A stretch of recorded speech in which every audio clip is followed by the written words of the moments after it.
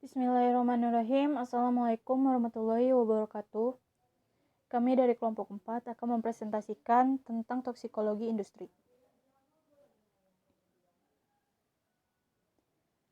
Toksikologi berarti ilmu tentang racun atau study of poisons, di mana racun merupakan zat kimia, tunggal atau campuran, yang dalam jumlah yang relatif sedikit berbahaya bagi kesehatan bahkan jiwa manusia. Toksis adalah sifat yang dimiliki oleh suatu zat kimia untuk menyebabkan keracunan.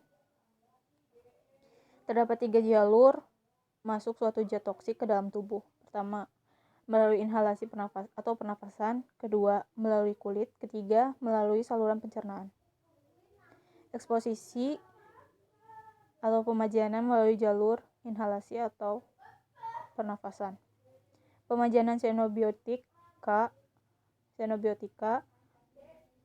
yang berada di udara dapat terjadi melalui penghirupan xenobiotika tersebut.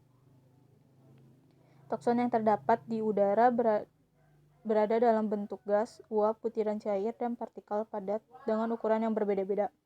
Di samping itu, perlu diingat bahwa saluran pernafasan merupakan sistem yang kompleks, yang secara alami dapat menseleksi partikel berdasarkan ukurannya. Oleh sebab itu, ambilan dan efek toksik dari toksin yang dihirup tidak saja tergantung pada sifat toksisitasnya, tetapi juga pada sifat fisiknya. Eksposisi melalui kulit. Eksposisi atau pemajanan yang paling mudah dan paling lazim terhadap manusia atau hewan dengan segala xenobiotika seperti kosmetik, produk rumah tangga, obat topikal, cemaran lingkungan, atau cemaran industri di tempat kerja. Ialah pemajanan sengaja atau tidak sengaja pada kulit. Kulit terdiri atas epidermis atau bagian paling luar dan dermis, yang terletak di atas jaringan subkutan. Tebal lapisan epidermis adalah relatif tipis, yaitu rata-rata sekitar 0,1 sampai 0,2 mm. Sedangkan dermis sekitar 2 mm. Dua lapisan ini dipisahkan oleh suatu membran basal.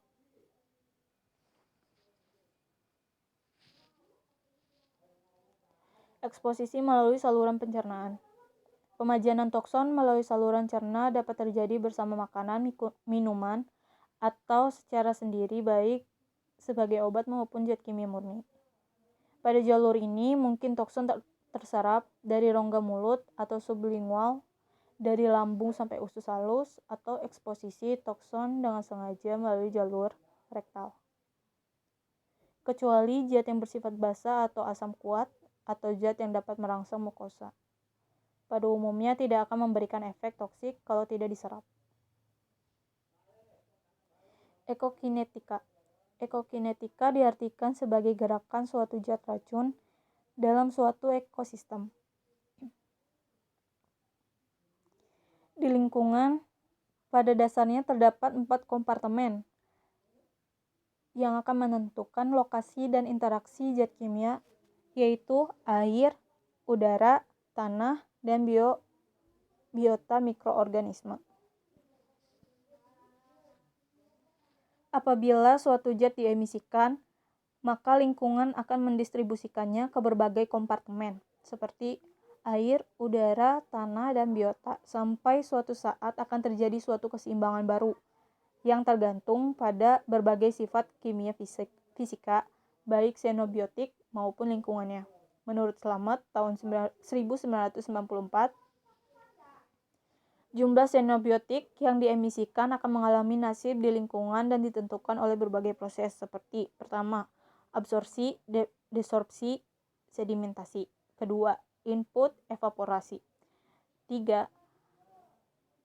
reaksi dengan zat lain membentuk senyawa baru. Toksikokinetik.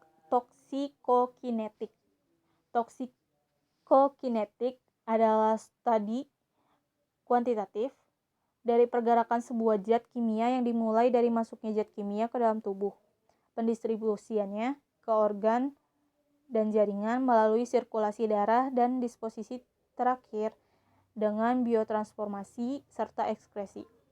Konsep dari toksikokinetik adalah absorpsi, distribusi, metabolisme, dan ekskresi.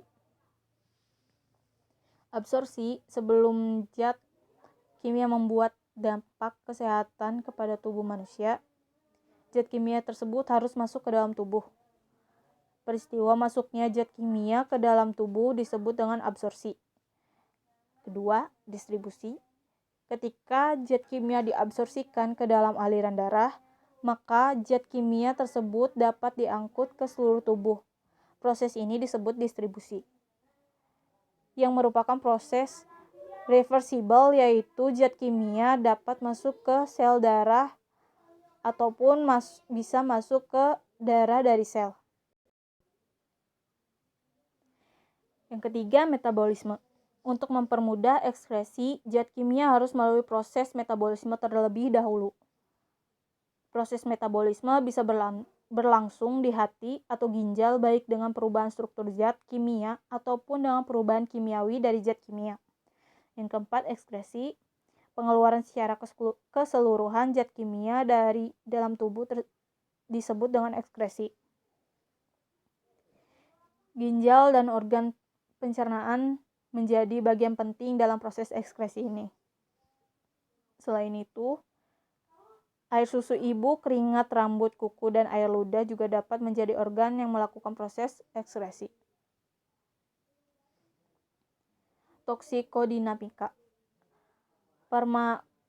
Farmakodinamika atau toksodinamika membahas tentang bagaimana suatu senyawa xenobiotik mempengaruhi tubuh. Jika senyawa tersebut bersifat toksik, maka fase toksodinamik adalah proses ketika senyawa tersebut mempengaruhi tubuh hingga menimbulkan efek toksik. Efek toksik sangat bervariasi dalam sifat, organ sasaran, maupun gejalanya. Pemahaman tentang toksodinamika ini berguna untuk menilai bahaya suatu racun bagi kesehatan dan untuk mengembangkan upaya pencegahan dan terapi. Mekanisme kerja toksik. Mekanisme kerja toksik adalah meliputi interaksi antara molekul xenobiotik dengan tempat kerja atau reseptor. Organ target dan tempat kerja tidak selalu sama. Contohnya, suatu zat kimia toksik yang bekerja pada sel ganglion pada sistem saraf pusat juga dapat menimbulkan efek kejang pada otot seran lintang. Mekanisme kerja toksik dikelompokkan sebagai berikut, yaitu interaksi dengan sistem enzim, lalu inhibisi pada transport oksigen karena gangguan hemoglobin, interaksi dengan fungsi sel umum. Keempat, gangguan sintesis DNA, RNA. Lalu kerja teratogenik,